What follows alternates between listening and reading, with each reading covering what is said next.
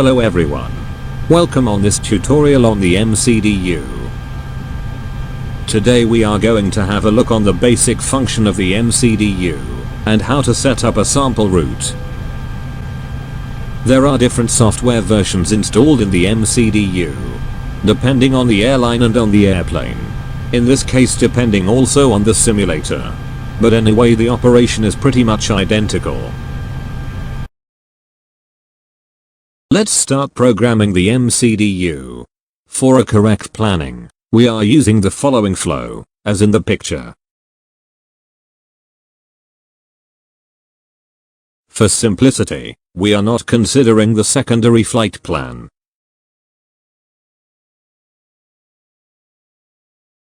First of all, let's check that the aircraft model, the engine's type, and the route database are correctly displayed. To do that, we press on the data button on the keyboard.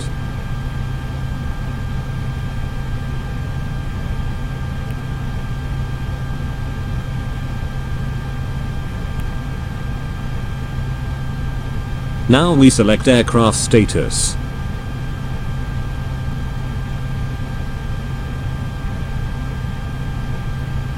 As we can see on the top of the screen, the aircraft model is an A320 with engine type CFM565B4. Furthermore, the route database version is the 2004, valid from the 26th of March to the 22nd of April. By the time you are watching this video, it might not be up to date. But for the purpose of this tutorial, let's consider it as current. If the aircraft model and the engine's type are correctly displayed, and the route database is valid, we can then proceed to the init page. Click on the init button on the keyboard. The init page contains two subpages, init A and init B. Let's focus now on the first one. First of all, we must enter the departure airport and the destination in the following format: ICAO/ICAO.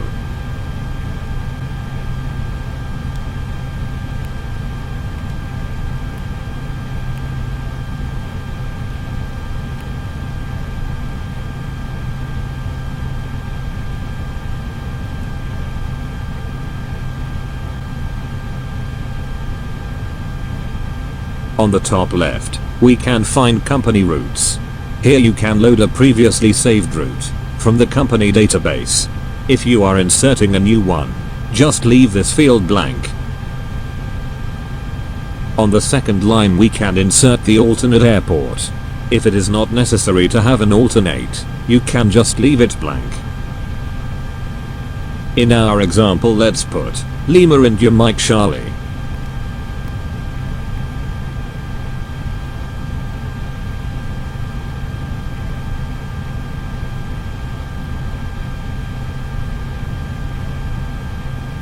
Then, flight number.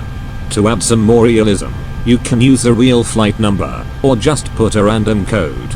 For example 1234.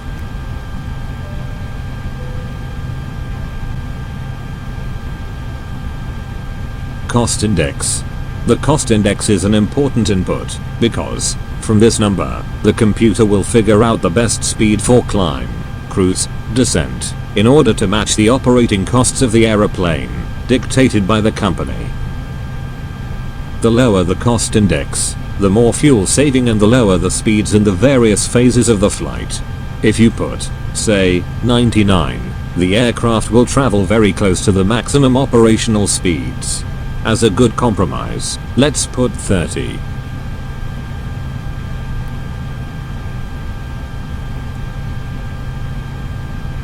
Cruising flight level and temperature. Here, we can insert the planned altitude, or flight level. The system will automatically calculate the expected temperature at that particular altitude, according to ISA. If we know the actual temperature at that altitude, or flight level, for example, from the weather charts, we can manually insert it. So the system can refine the flight profile and the predictions.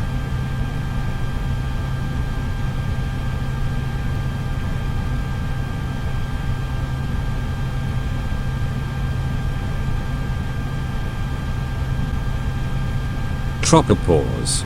We know that the tropopause altitude changes according to the location and season. The value is automatically set at 36,090 feet. But we can modify it if we know the correct altitude from the significant weather chart. For the purpose of this video, we leave the default value. We have now finished with this page. We can now move into the flight plan page on the keyboard. This section must be carefully checked because the airplane will fly autonomously most of the time. So we have to pay attention during the planning stage to the lateral and vertical profile of the route. Now we do not have so many information, as we can see just the departure and destination airport, the alternate, and the distance A to B as a straight line. First of all, we must select a departure route, more precisely the runway in use, and a standard instrument departure, if any. To do so, click on the left side, next to the departure airport ICAO. As you can see, there are few options here. We select departure. In this page we can see all the runways available for this airport, including other information, such as the number, the distance available for takeoff, and the runway track.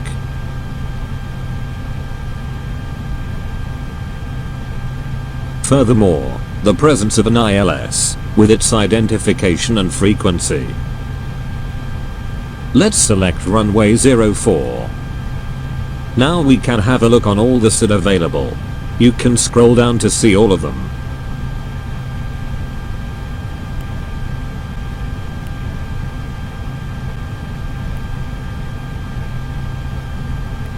Let's choose ARPOG 7 Foxtrot.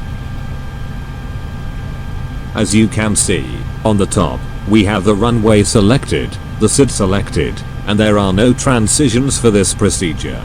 We can now confirm it, and insert it into the flight plan.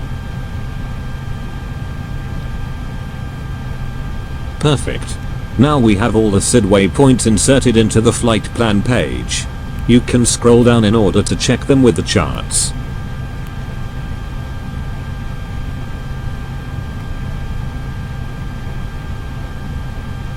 You have to understand this philosophy.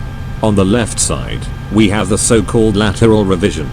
In fact, on this side, you can modify everything related to the lateral path, such as inserting or deleting waypoints, inserting standard departure or arrivals, changing runways.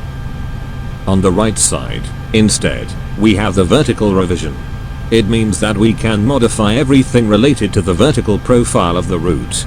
These figures are also known as constraints, indicated in magenta.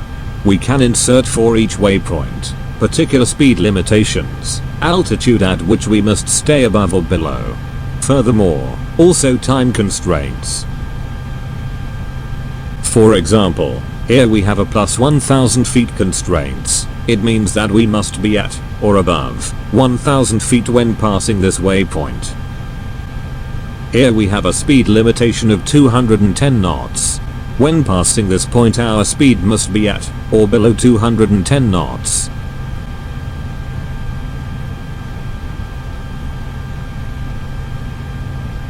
Let's say, for example, there's a mistake on the database. The chart for this airport has been updated, and new altitude constraints are currently in force. Instead of 5,000 feet over this waypoint, a new figure of 6,000 feet is used. How could we change it? We should now select that waypoint on vertical revision. In other words, its right side push button.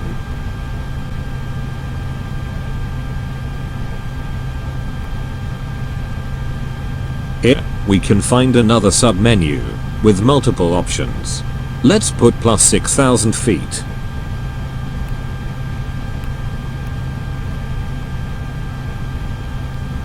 Before modifying sensible data, the system always asks for a confirmation. Select Insert to confirm it. As you can see, now the new figure has been inserted. It appears as altitude, or flight level, depending on the transition altitude. We could also insert other constraints, such as speed limitation till reaching certain altitude, a time constraints, or just maximum target speed. Let's put for example a speed constraint of 230 knots.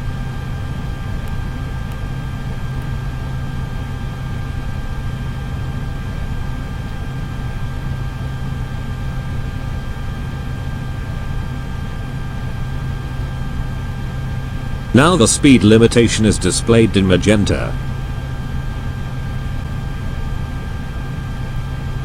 Now let's clear these up.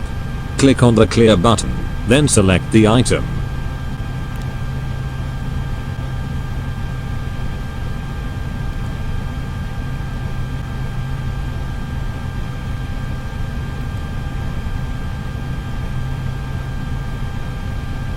Let's continue our planning. As you can see, there is a flight plan discontinuity. This is normal, because from the system want you to pick up where you left off. Consider it as a bookmark. Click on the last waypoint, left side, for lateral revision. Now we want to insert a route by using airways. The route, in this sample, is to follow the airway Lima 612, from Erpog to Alpha November Charlie. Then Mike 730 to Golf Echo November.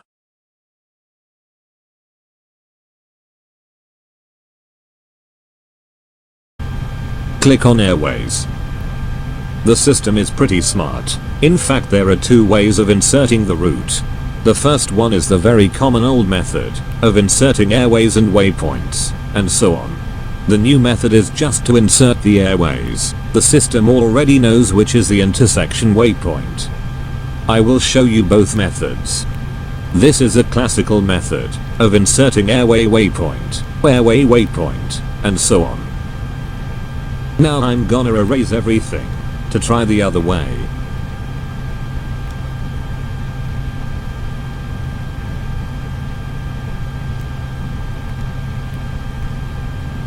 As you can notice here, I've just inserted airways only, and the system recognized Alpha November Charlie as the intersection waypoint of Lima 612 and Mike 730.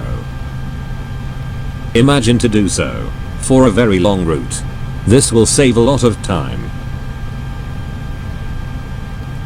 Now we can see the entire route, including all the waypoints of the airways we'll be flying on.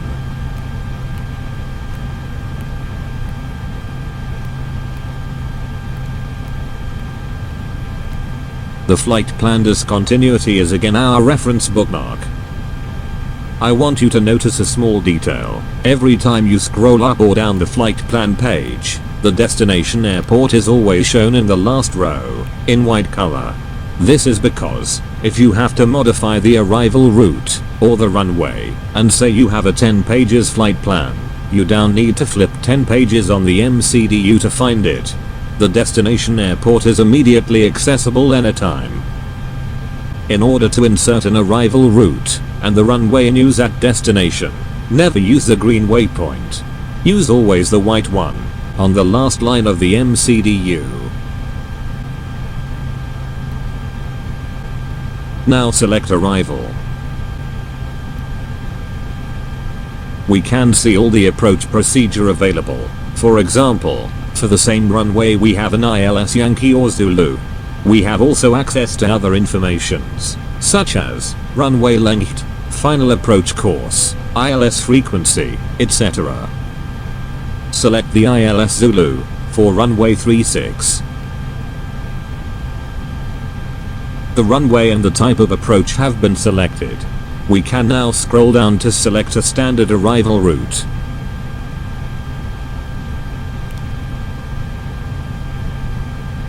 We select Gen 1 Juliet.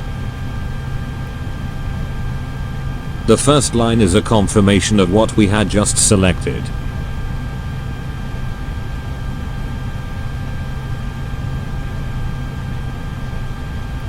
Now the arrival routing has been inserted on the flight plan.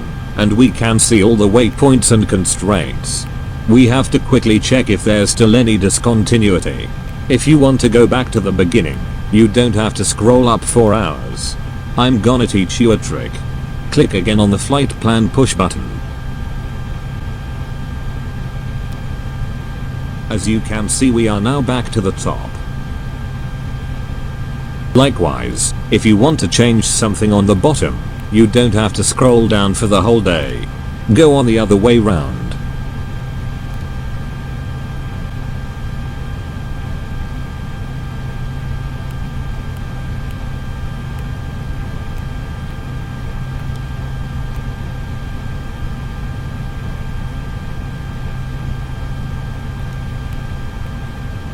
The green waypoints are points inserted on the route, expected to be flown. Cyan waypoints are part of route not yet enabled. For example, the missed approach procedure, which is engaged when setting the thrust to TOGA during the approach phase.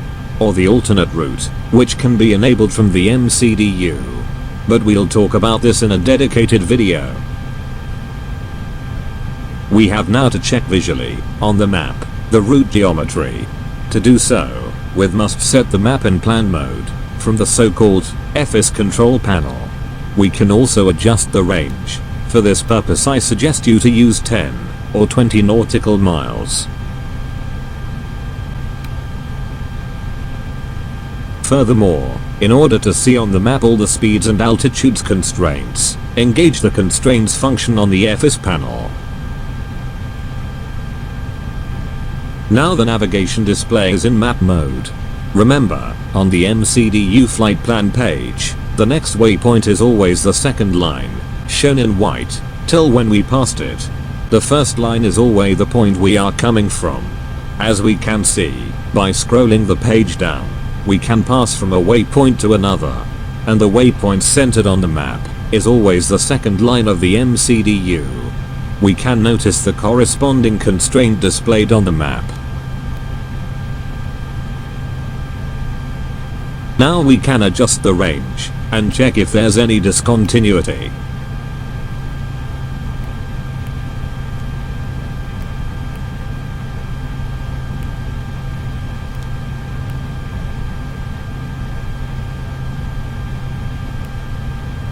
Everything looks alright. Now we can move on to radio navigation page.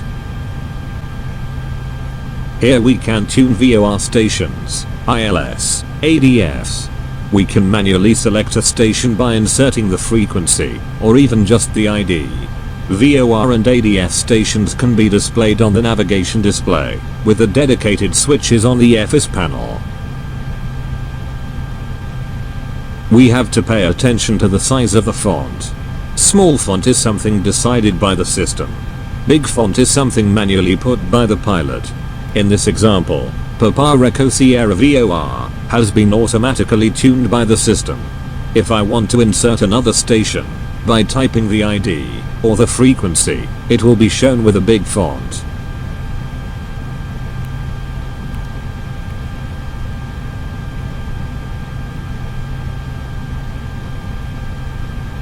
Despite the station is out of range, we can also notice that on the navigation display, an underlined M is shown. The M is standing for manually tuned. If I type in the frequency is now shown with a big font. And of course, still considered manually tuned.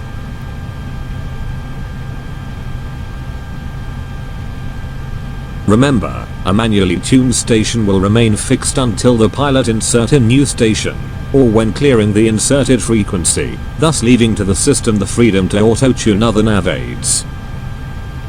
When clearing the manually inserted nav aids, the system will automatically select the most convenient stations. Hence, they will come back in small font.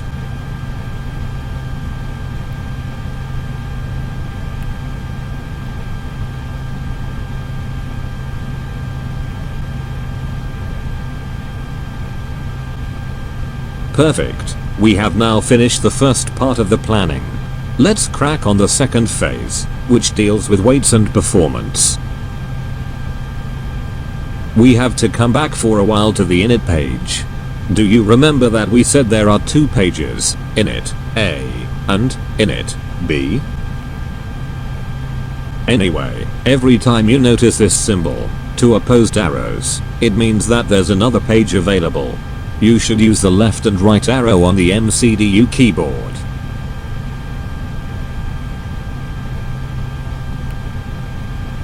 This is a very important page. By inserting the figures here, the system will be able to work on performance predictions, such as expected fuel on board per each waypoint, landing weight, and the vertical profile for climb or descent. The first action to perform is to insert the zero fuel weight and, if already known, the zero fuel CG position.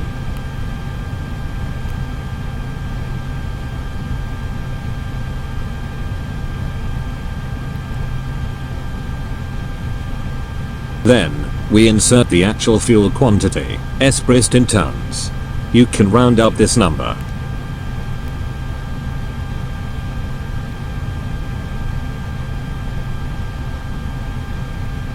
You can notice that the system has now come up with some calculations.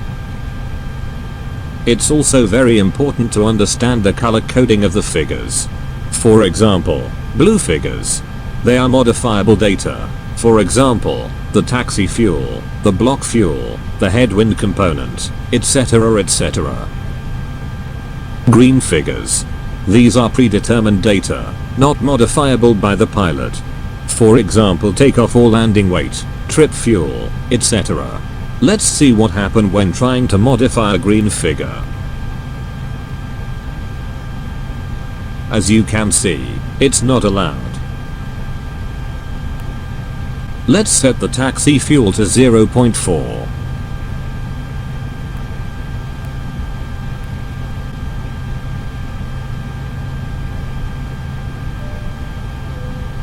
When a figure is predetermined by the system, or left to a standard value, it appears with a small font.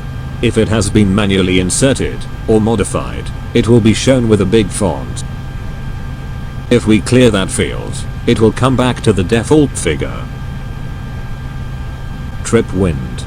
Here you can insert the average wind component, expected on the journey.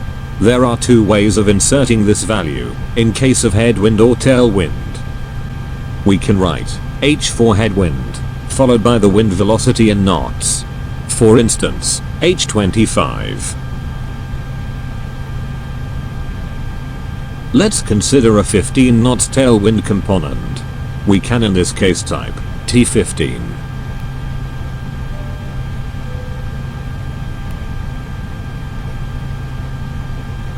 There is also another method of inserting the wind component, such as using the plus or minus. Plus is used for a wind which adds some speed, therefore tailwind. Minus is used for a wind which take off some speed, so headwind.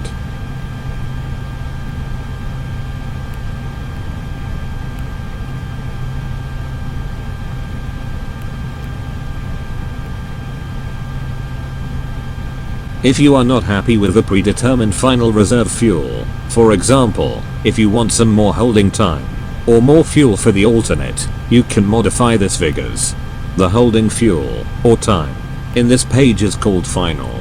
The extra fuel, or extra time, is how many fuel would remain, by subtracting from the block fuel, the taxi, the trip, the alternate, if any, and the final fuel. In this case, with 4.9 tons of block fuel, with an average headwind component of 25 knots, and considering all the other figures, the system has determined 0.6 tons of extra fuel. If we come back to the flight plan page, we can notice that the system has now made the predictions. This will happen precisely after having completed the init. B. Not only the waypoints are displayed, but also the time between them, the expected altitude, and the expected fuel on board point to point are shown. The altitude constraints previously displayed are now replaced with the expected altitude reached over the waypoint. The constraint of course has not disappeared. In fact, if you click on the right button next to the waypoint, you can still clearly see it.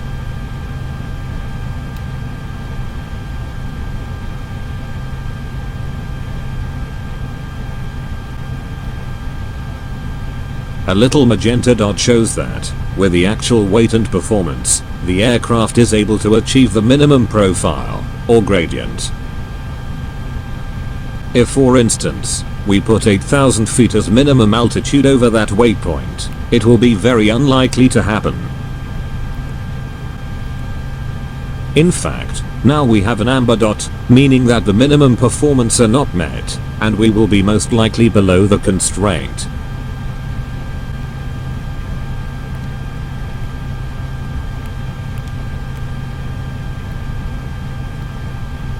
It's very important to check that anywhere we have a constraints, a magenta dot is displayed, so the aircraft can follow a safe path.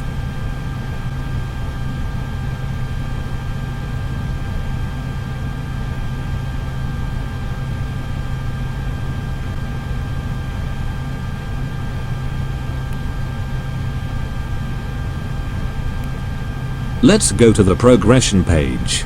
Here we can find some informations regarding the planned flight level, the optimum flight level and the maximum level which the aircraft can safely reach. If, for instance, I've changed my mind and I want to cruise at flight level 340, I can eventually modify it here.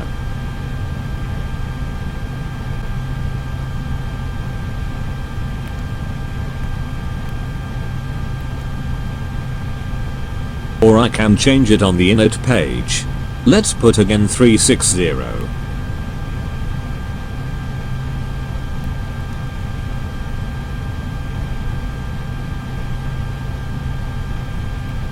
Remember that if you write solely the flight level, the temperature will come back to the default ISO value. Remember to write it again, if you know the exact value.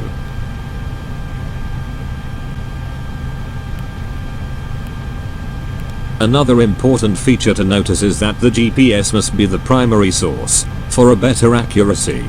In fact, here we can compare the required navigation accuracy with our actual accuracy. The latest must always be smaller. Remember to check it, especially when flying on nav approaches, without vertical guidance. Perfect. We have now finished with the progression page. We can now move on to the performance page. This is a very important planning stage, where we can insert crucial data for each phase of the flight.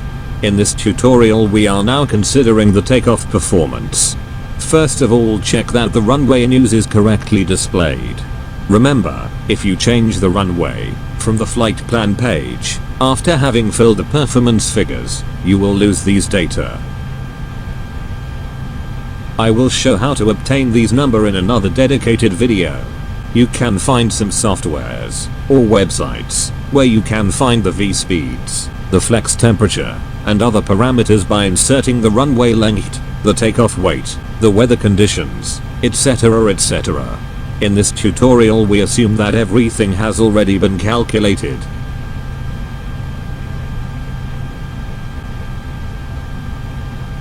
We are taking off with one stage of flaps. This configuration is also called Conf 1. Considering the mass and balance, I have calculated that the stabilizer trim must be plus 0.8 or up 0.8. We can type in 1/up 0.8.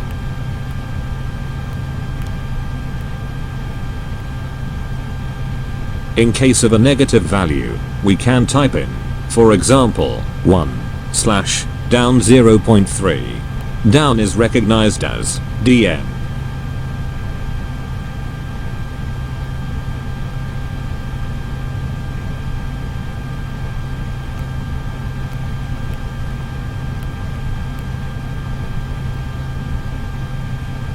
Flex temperature.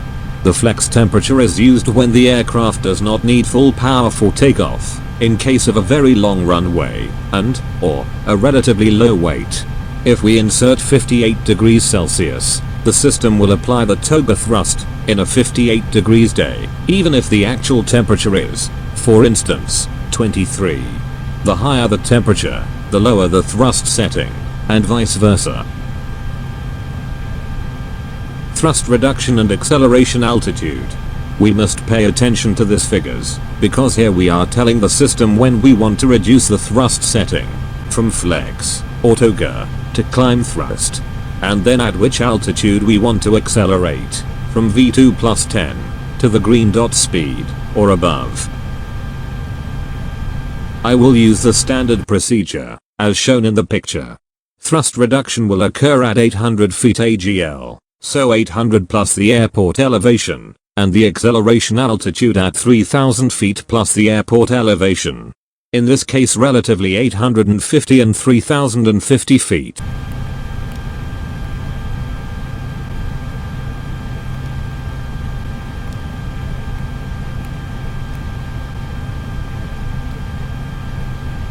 Concerning the one engine out, we don't have a specific procedure, so we can leave it to the default number. Transition altitude. This parameter is taken from the navigation database. If for some reasons you find out a different figure, you can manually modify it. V speeds. These are the well-known V1, VR, and V2. As said previously, I don't want to focus on how I got these parameters from. Let's assume I calculated V1 as 140, VR 140, and V2 142.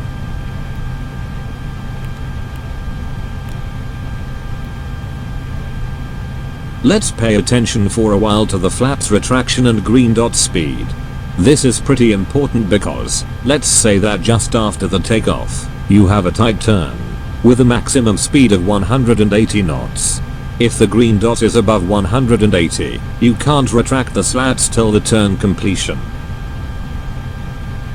Fuel prediction page. Here you can find figures about the flight time expected after takeoff, the fuel on board expected at destination, and compare it to minimum fuel required by the policy. If everything looks okay, there's nothing else to do in this page.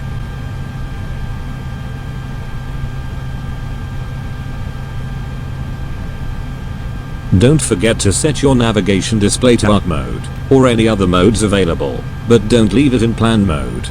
This is just for the planning phase, and not recommended for navigation.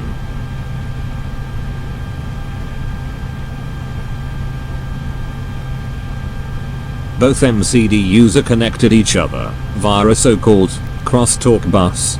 Anything done on one side will be transferred on the other. In fact, as you can see, you can find there every parameters previously set. Well done. Now we have completed the MCDU planning stage. Everything has been set, and we are ready to fly. There are a large number of other functions. We have been talking about the main operation. I hope you have enjoyed this video, and of course I will wait you in the next tutorial.